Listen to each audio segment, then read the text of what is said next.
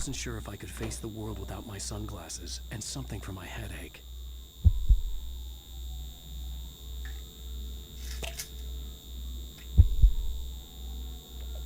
The pills worked fast. The prospect of being awake started to seem bearable again.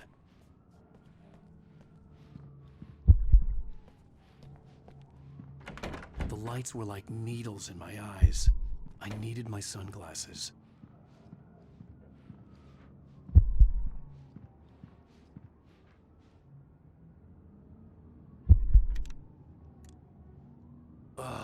The sunglasses made the world look bearable.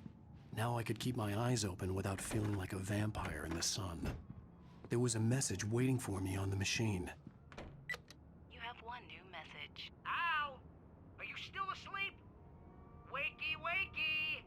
You should have your show on your TiVo. If Alice wasn't too mad to record it. As she called me earlier and really chewed me out. Yeah, we went a little overboard last night. But parties are a part of this business. Al, look, I'm saying this as your friend. She's not doing your career any favors by trying to run your life like that, okay? I'll talk to you later, Al. Watch the show.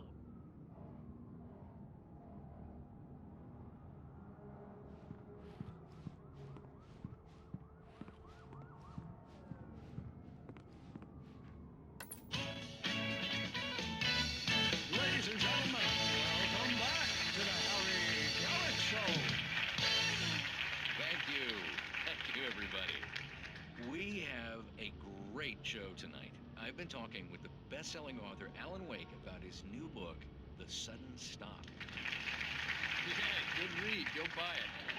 No, it is a good read. Look, I'm gonna be honest here. Is that wise? No, but I'm gonna do it anyway. I got people who give me the lowdown on books. I'm a busy guy. But this one, I actually read from cover to cover. I mean, I'm a big fan. Wow, thanks. Now, this might be a spoiler for those who haven't read the book yet. Based on the sales figures, the 2 people out there who haven't read the book yet. But this last book is all about the death of the main character, the hard-boiled New York detective, Alex Casey. Now, there's been a lot of outrage about this. Why the hell did you kill Casey? What the hell were you thinking, man? Good riddance. No, seriously though.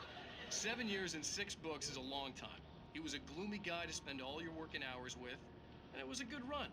But it's time to explore new things. My next book will be a departure from the old for me. You selfish bastard, always thinking of yourself.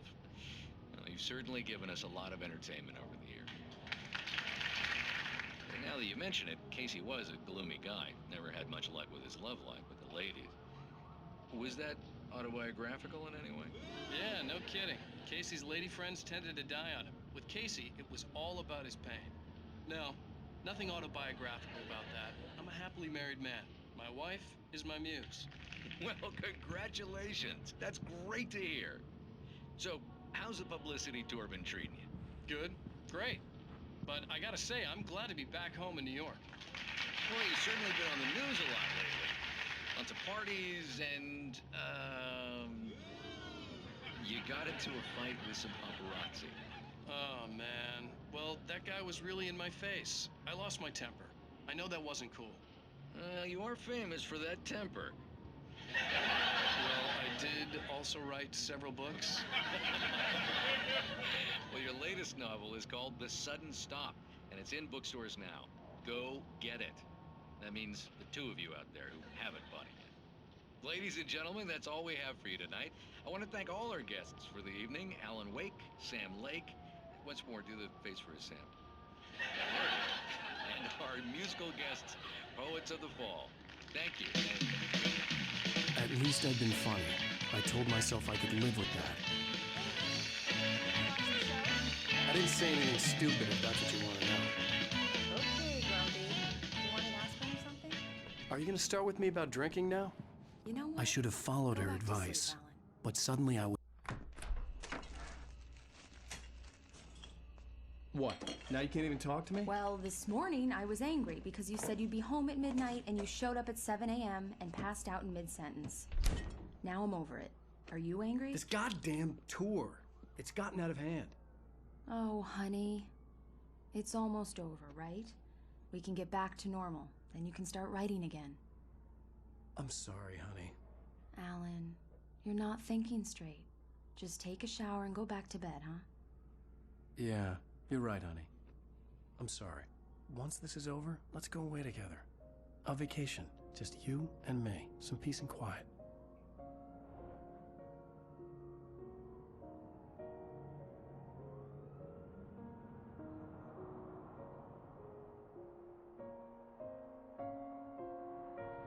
Somehow, the clicker was the key to the cabin. I had to return to Cauldron Lake to save Alice.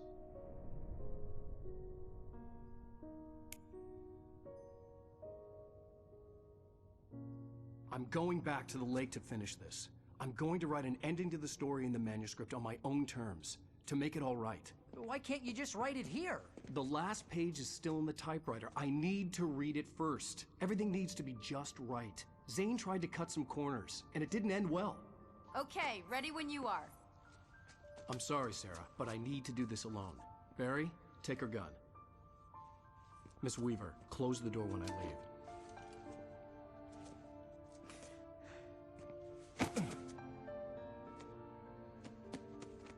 Good luck, Al. See you later.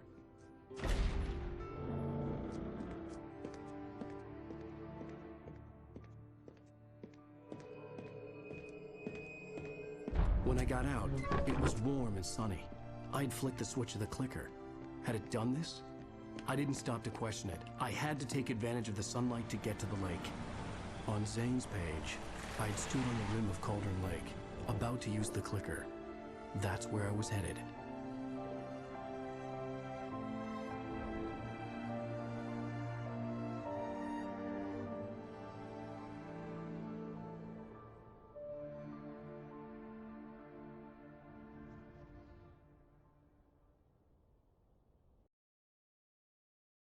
Alone, in daylight, surrounded by the beauty of the Pacific Northwest landscape. It was hard not to let doubt creep in one last time. I could still chalk everything up to a dream, a delusion. I had enough imagination to make up something like this, having been in the cabin all this time, trapped in a story inside my head, gone mad from grief over Alice's death like Hartman had claimed. There would be no way of knowing. I told myself it didn't really matter. My course was set.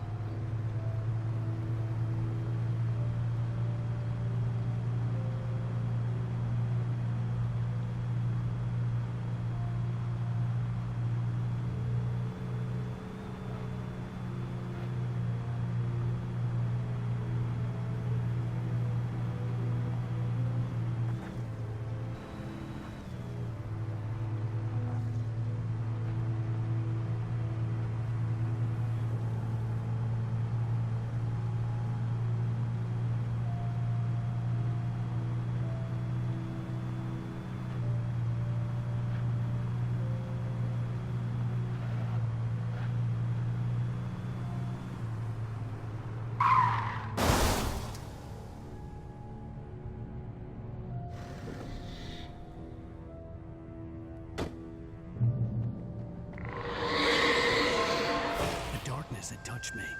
There was a link between us, always would be. I could feel its presence again, getting closer. I will kill you.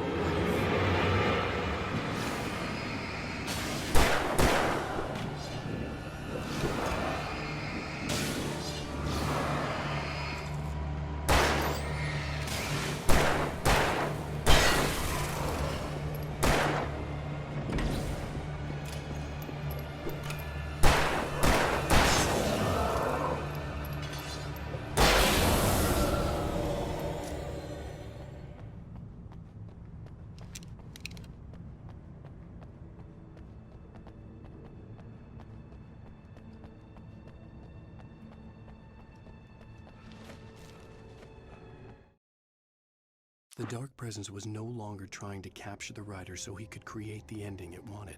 The writer knew too much. He was too strong, and he carried a weapon left behind by Thomas Zane, something that could hurt it. Now, the darkness was doing everything in its power to simply stop the rider from ever reaching Cauldron Lake and the dark place it came from.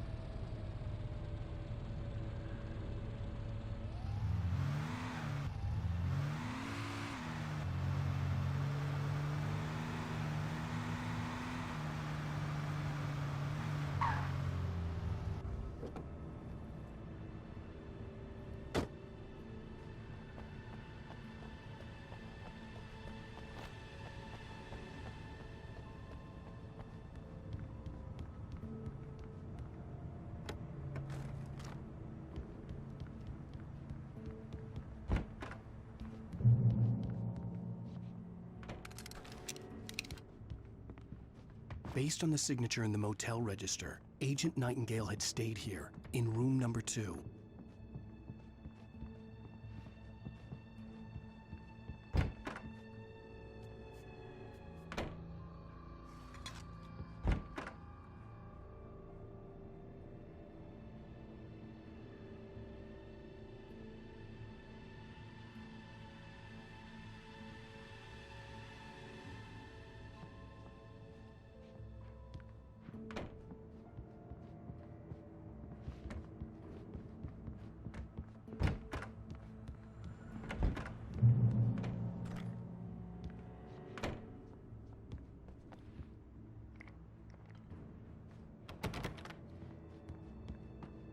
This had obviously been the room where Agent Nightingale had stayed when he hadn't been busy harassing me.